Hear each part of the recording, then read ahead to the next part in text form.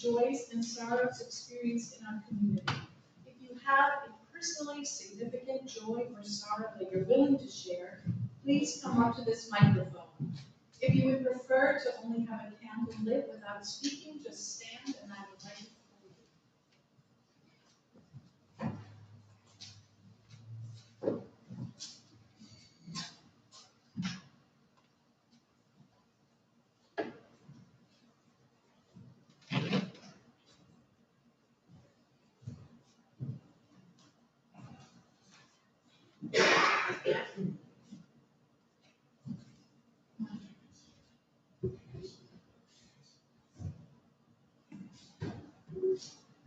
Today is my 26th anniversary with this congregation. Wow.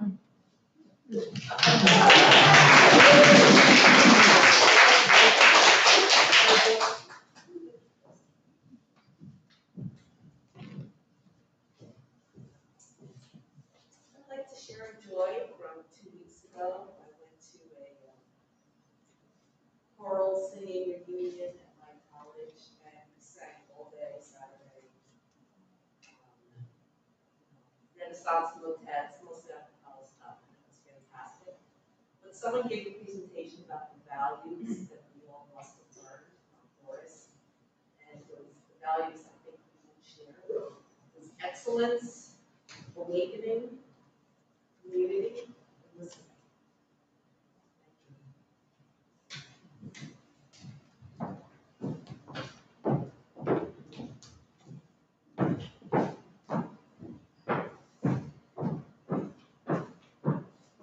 That's why I can't look at my cousin and family's not shooting in my August.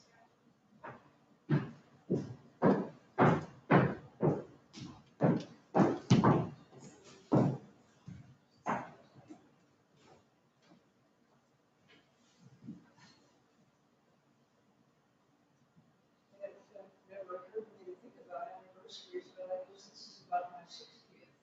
Like, that would be a start.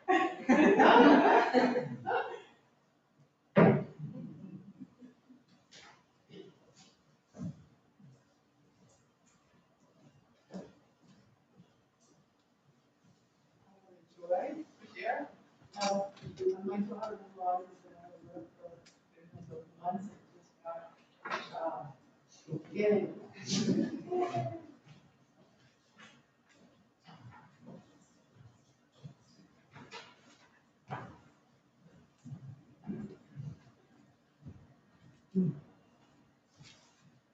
Not to be all mysterious, I have a joy. I have been strictly sworn not to tell anybody about it, but I'm so fulfilled with happiness about it that I had to share. That I am filled with joy, and when I'm allowed to share it.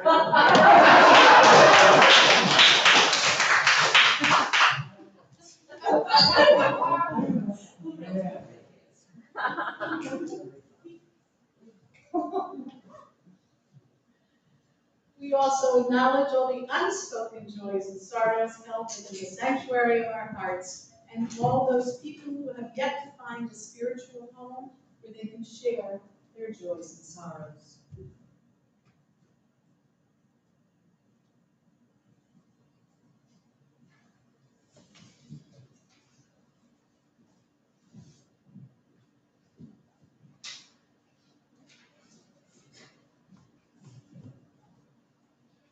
I invite you now to join the spirit of meditation. No, turn on the mixer.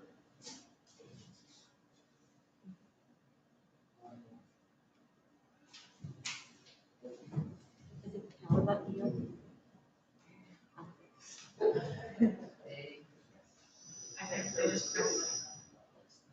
right, Thank you. let's try that again.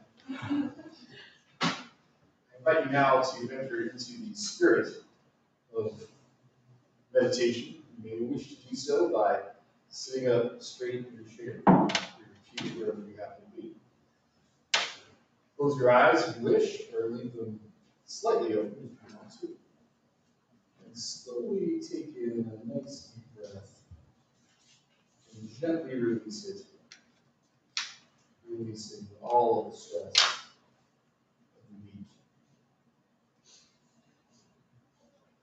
For this meditation, I invite you to use your mind's eye to imagine certain pages of a book you may know, where the wild things are by Louise Snyder.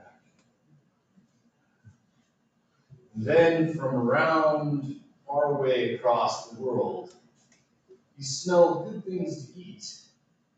So he gave up being king of where the wild things are. But the wild things cried, "Oh, please don't go. We'll eat you up, we love you so." And Max said, "No." And the wild things were there, terrible roars, and gnashed their terrible teeth, and roared their terrible eyes, and showed their terrible claws. But Max stepped into his private boat and waved goodbye. Let us be together in a moment of silence.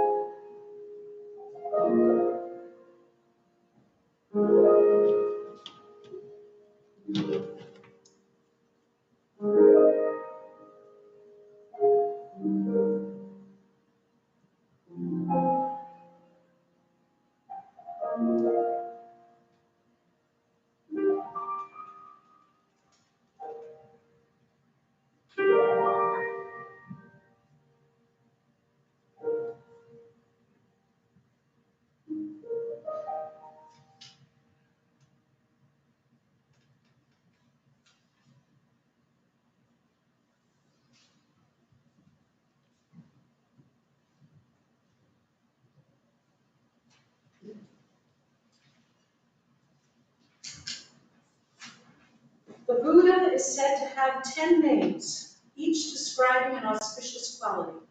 The first, Tathagata, means he who has come to us through the right path. He who comes from the wonderful reality of life and will go back to that wonderful reality. And he who has arrived from suchness remains in suchness and will return to suchness. Suchness is a Buddhist term pointing to the true nature of things or ultimate reality. It is the substance or ground of being, just as water is the substance of waves.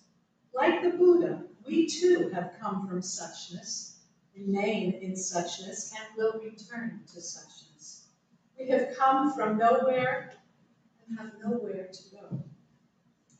One Buddhist sutra tells us that when conditions are sufficient, we see forms, and when conditions are not sufficient, we don't.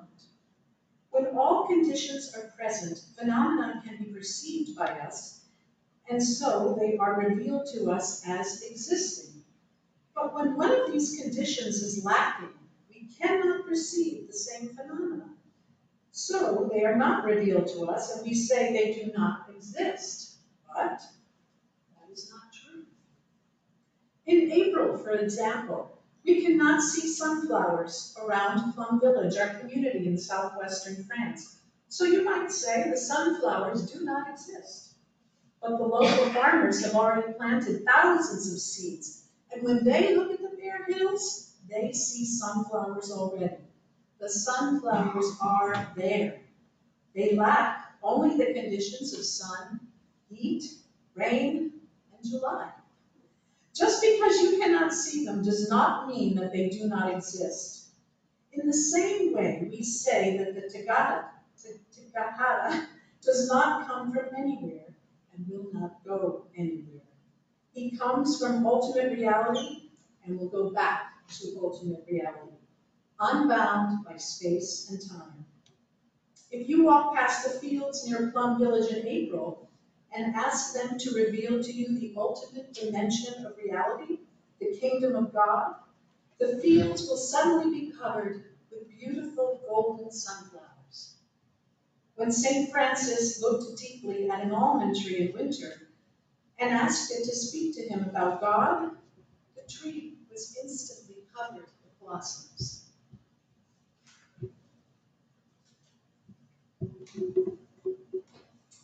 Please join in for our third hymn, number 1008, in your teal hymnal. Please stand as you are willing and able.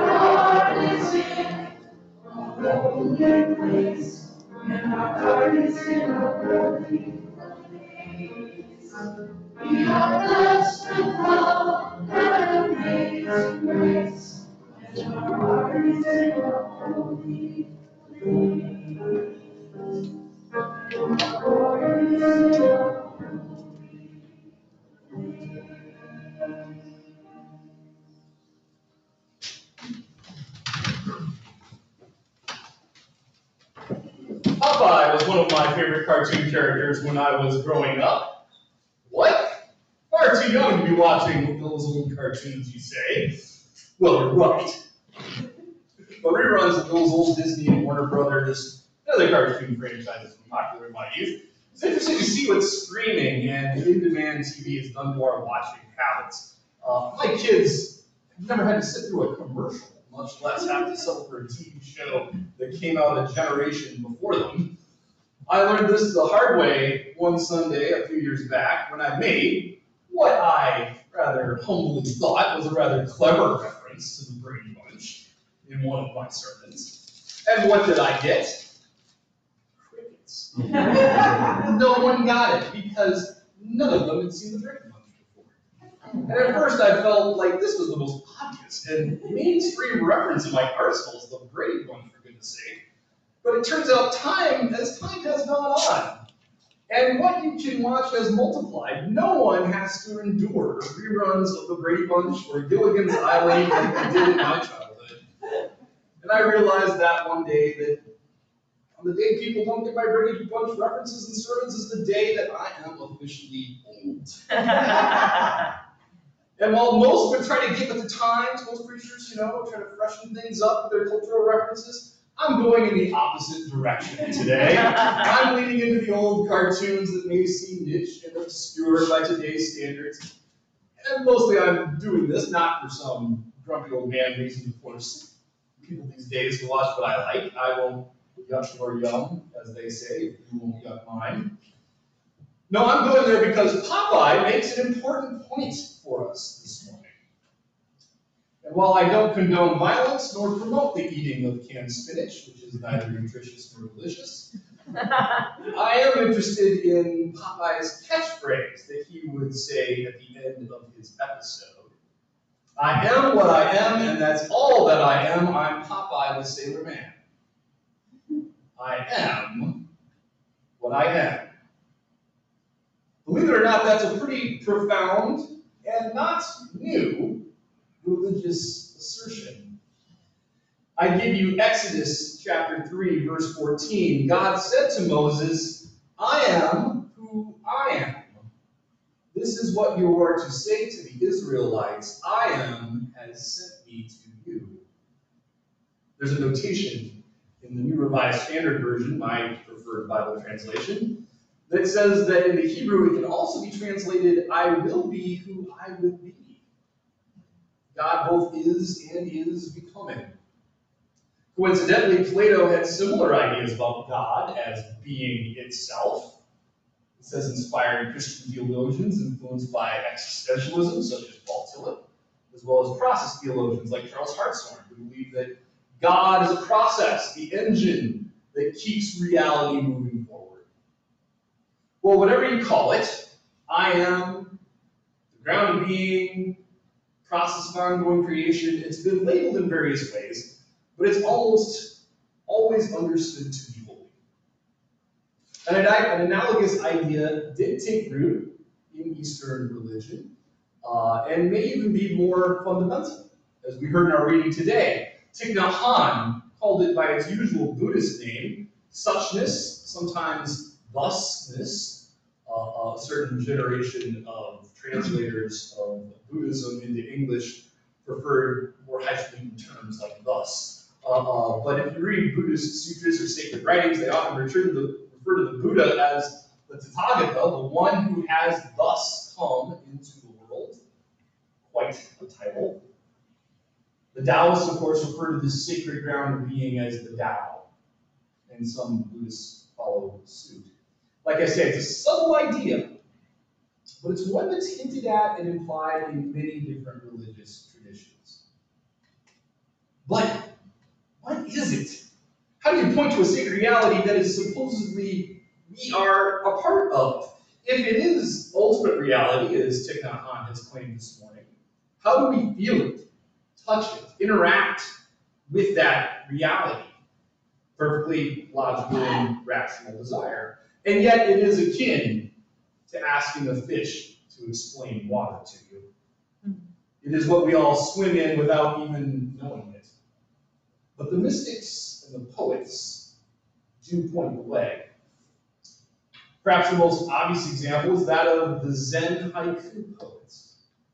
Perhaps most famous of these was the wandering Zen monk Basho. Basho wrote the poem about the frog jumping into the pond that I think everybody reads in English class when you get to the haiku portion of poetry. It's the form, of course, you may remember, So the first line of a haiku has 5 syllables, the second 7, the third 5 again. Japanese is a language that is based mostly on syllables rather than letters, so this makes sense. The language and the poetic structure are linked together, so it is impossible to fully translate a haiku and get it. But here's a few to give you a taste. The dragonfly can't quite land on that blade of grass. A monk sips tea, it's quiet, the chrysanthemums flowering. Or another, stillness, the cicada's cry drills into the rocks. Now, obviously, the syllable count doesn't translate into English, but let's not worry about that.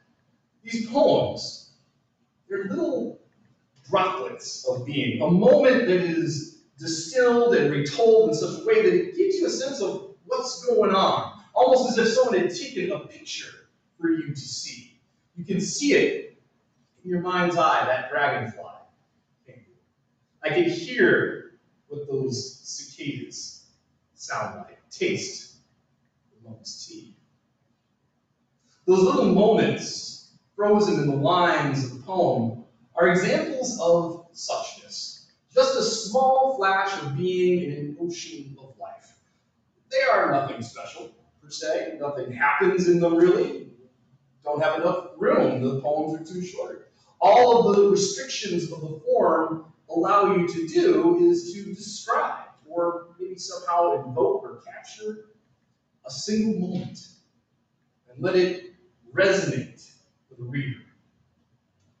It's not a detailed description, of course, but it's just enough words to allow you to get a sense of what is happening right in that moment. It connects you to something deeply profound and sacred. That is the ultimate reality of suchness as being. It's what I am, and it's all that I am. To Western ears and eyes, this may sound far too passive. But what do I do, you may be asking yourself? Suchness isn't a thing to do so much as it is to maintain and be aware of as much as possible. This is where it connects to the Taoist idea of the wu wei, the action of non-action.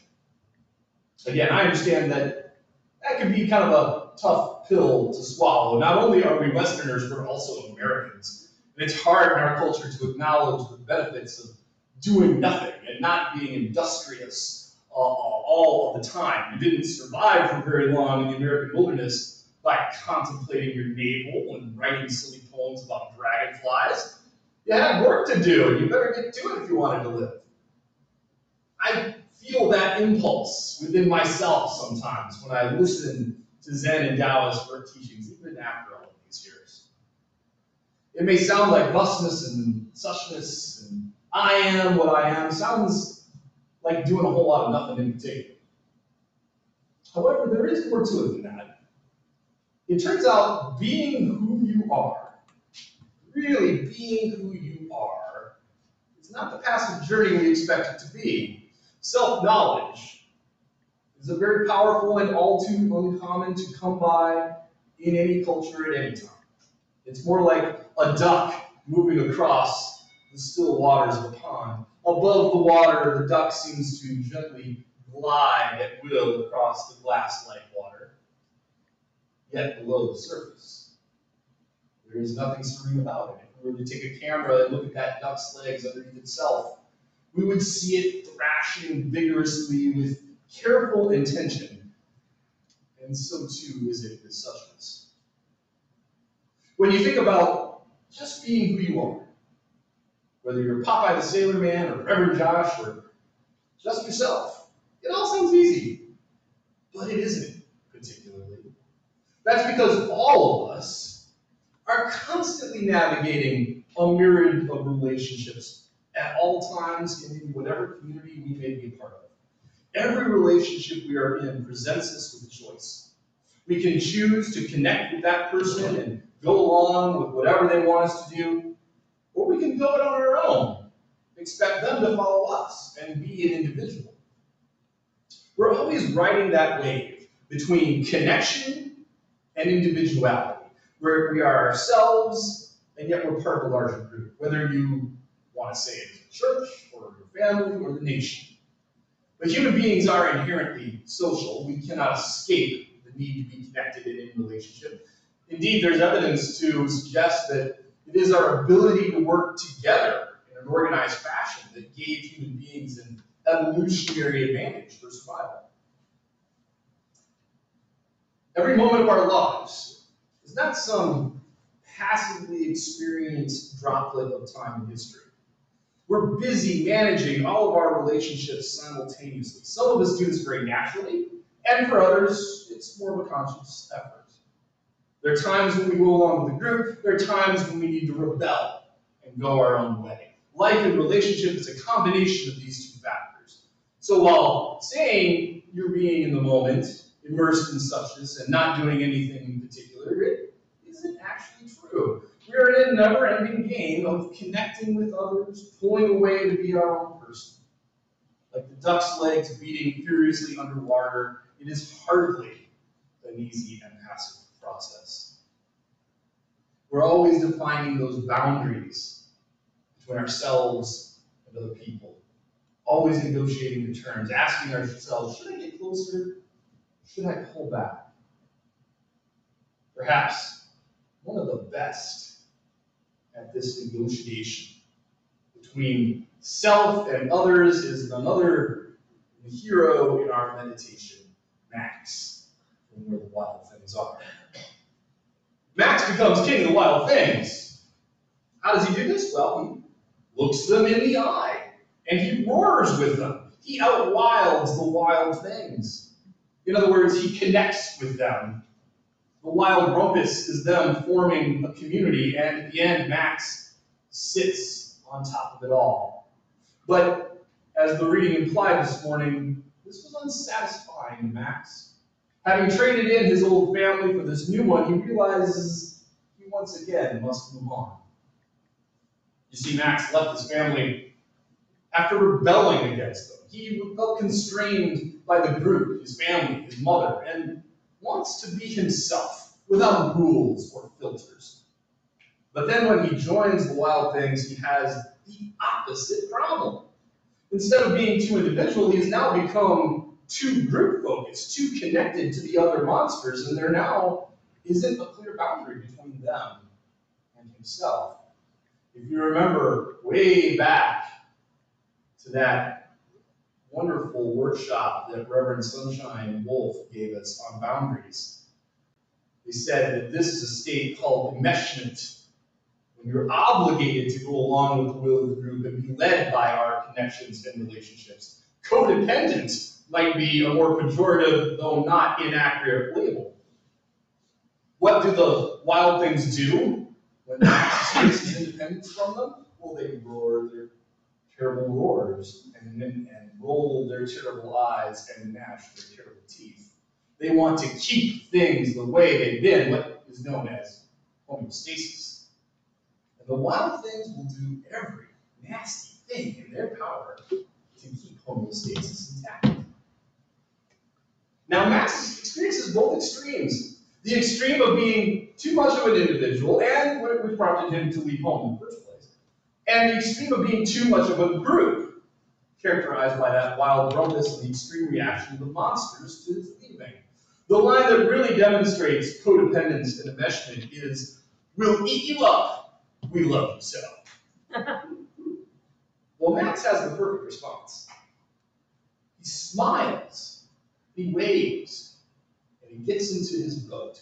And if you know the book, and this book kind of ranks up there with the classics of great literature, as far as I'm concerned, then you note that Max gets into a boat with his name on it. It says Max right there on the boat.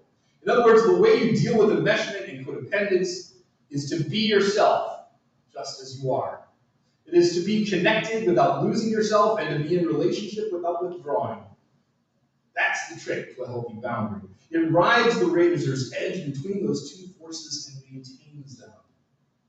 It's not easy to know when to back. Social psychologist Marie Bowen says that the way to do this, to draw healthy boundaries in a codependent system, is to define a self, to say who you are, what your boundaries are, so that people can know and understand them. That is to say, step into the boat with your name on it. Don't be nasty to the wild things coming at you, but definitely don't let them eat you up either. Be who you are, very explicitly. You are who you are, and that's all that you are. We can appreciate the wisdom of that saying, I am who I am, and that's all that I am. It is to claim a piece of that ultimate sacred reality that Thich Nhat Hanh and others have called suchness. To make that claim is to say, I am connected and uniquely myself. I have not dissolved into the universe like a drop of water in the ocean, and at the same time, I am not independent of the ocean either. I am a wave, riding time and space, identifiable and at the same time connected. Buddhist philosophers call this state non-dual, the balance between oneness with everything and being your individually unique self at the same time. Suchness is the razor's edge between those two. Ultimately, it all comes down to how well we draw boundaries. That simple practice is one I find so helpful again and again. Drawing appropriate boundaries may be the true spiritual practice of Unitarian Universalism because it's concerned with relationship and mutuality. We're connected to each other through the bonds of fellowship and covenant. Thus, we're always in that complex challenge of seeking to be ourselves as individuals and concerned for the well-being of the group and its future. No one gets it right all of the time, except maybe the Buddha, possibly Popeye. We're all practicing. That is to say, we're always working on how present we need to be with our relationships. With some we get closer, with some we pull away, we make mistakes, we try to do better by people the next time. May we be guided and blessed in our efforts to try. May the suchness be a reality that we touch with our hearts and souls every day we are alive. May we feel our connections and enjoy our liberty of self. For in drawing boundaries, we bring our faith into healthy fruition. I love you. Go in peace. Amen. I invite you now to join in singing hymn number 108, My Life Goes On, with this song.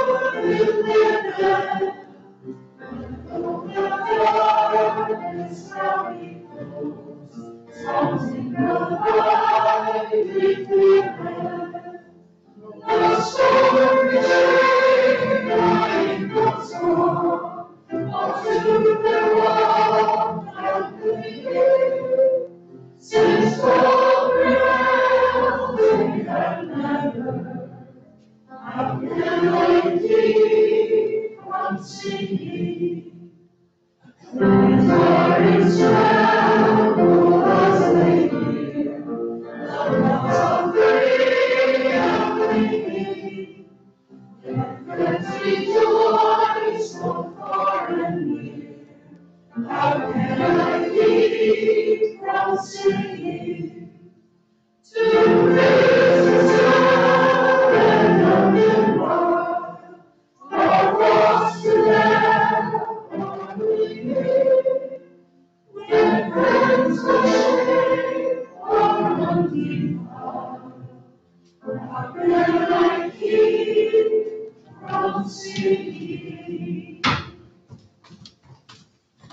Each week we make an offering from the bounty we are blessed to enjoy.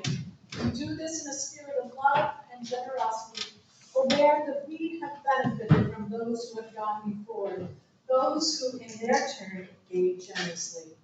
Our offering goes to support the work of love and justice undertaken by this community, and today's plate will be shared with Poor People's Campaign.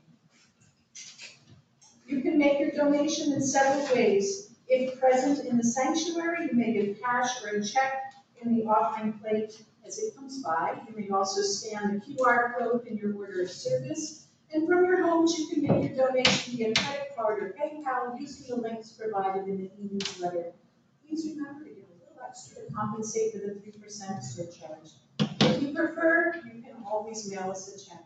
The offering will now be given and gratefully received.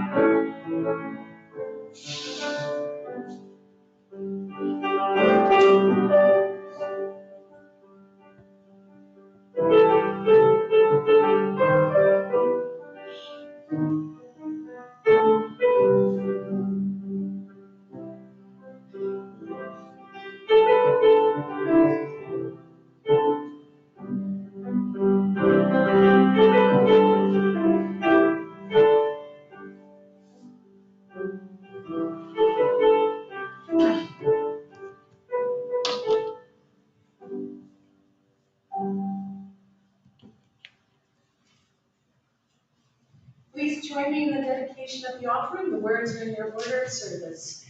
May these gifts and the work of our hands and hearts give power to all we stand for as a community of faith. Please join me in extinguishing the chalice. The words, just say the words.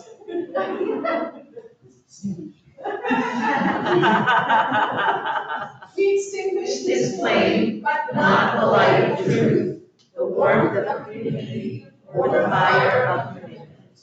These we carry in our hearts until we are together again.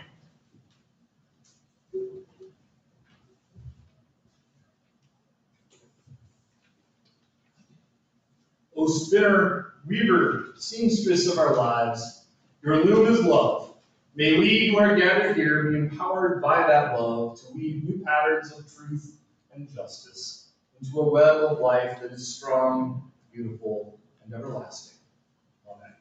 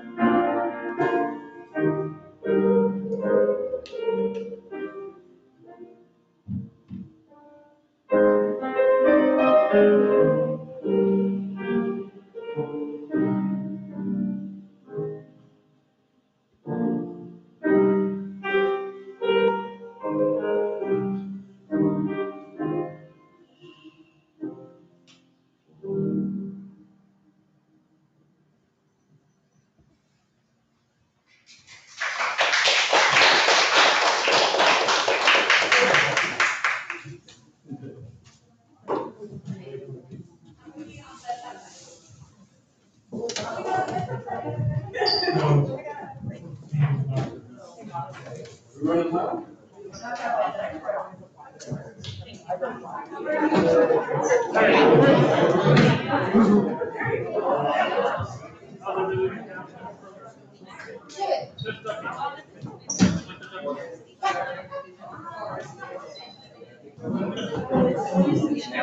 Eagle, how are you? Good to see you.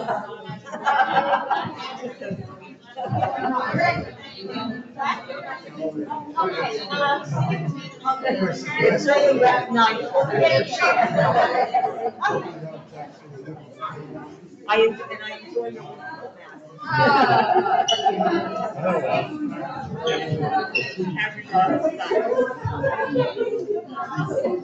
You're about to find out, right?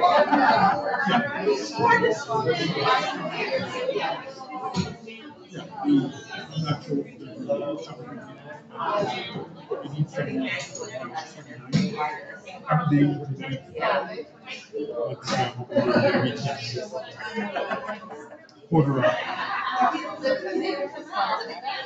Yeah, that is. So I would send you to.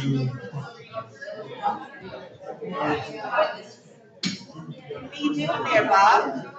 How are you? What's going on? Sciatica. Oh, is that what it is? Sciatica? How you doing? Oh, okay. And see where we go from there. Yeah, Well, it all started when I tried to, yeah. do things out with the camera Right, and right. it wouldn't I had, respond. So when I had unplugged the sciatica, camera, I stopped the feed. I had physical therapy for that. And then when I And it really helps a figured out lot. what the problem was, they were on the top of the remote, buttons 1 through 4, and the camera Yeah. select. It was, Well, I sometimes so, you guess know, a different camera was selected, so I hit the one button and it started they want to responding. prescribe that too. I So know I it tried didn't getting work back well into for the me. feed, but when I went onto Hopefully, YouTube, good the luck. link was gone. Yeah, well, good luck. They'll figure that out. I know, it's very painful though. So I could get in the first time, yeah, I could get in the first time, but when I tried to get back in, it just wasn't there.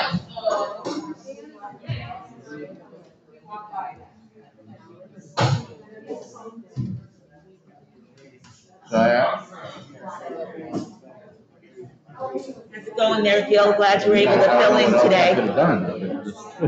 What's the matter? Was there a problem today? I'm talking to Chris. Hold Oh, on. sorry. Yes.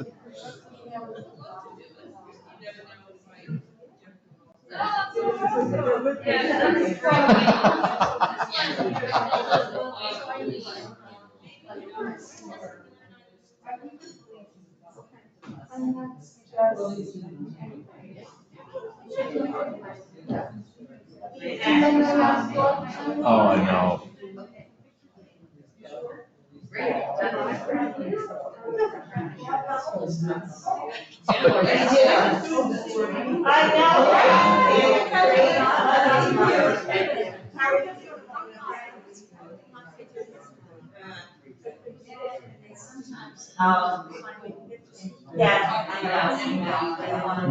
Right, right. That's right. Problem solved.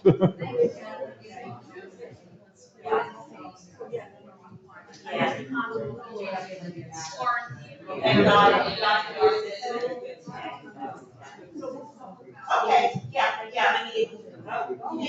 Thank you very much. Now I can keep my Yeah. Oh, so that's you, oh, thank you,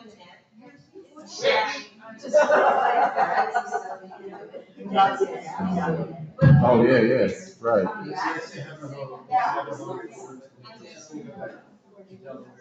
Right, right.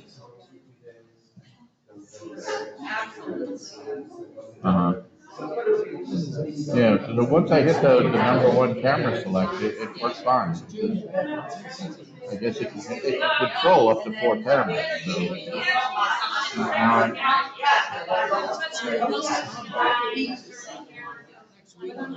just wish I knew a little more about how OBS links with YouTube.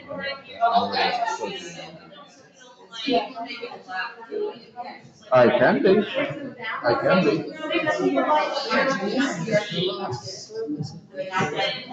Like a calculus class and, whatever. And, do a small homework, go to rock climbing gym. Yeah, okay. Yeah, otherwise I would do it. So, for me, it was like. Right. Yeah, it's only child. Yeah. It's not healthy. That's what, yeah. So, I don't know if you. Yeah, absolutely, absolutely, lot of love, okay?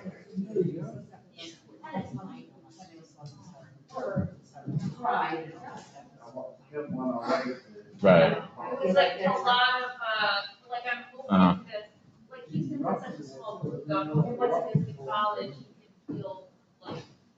Right. It's affected everybody, like it's messed up everybody, it's not just him, you know? And, he's still going, hoping to start a building. Right.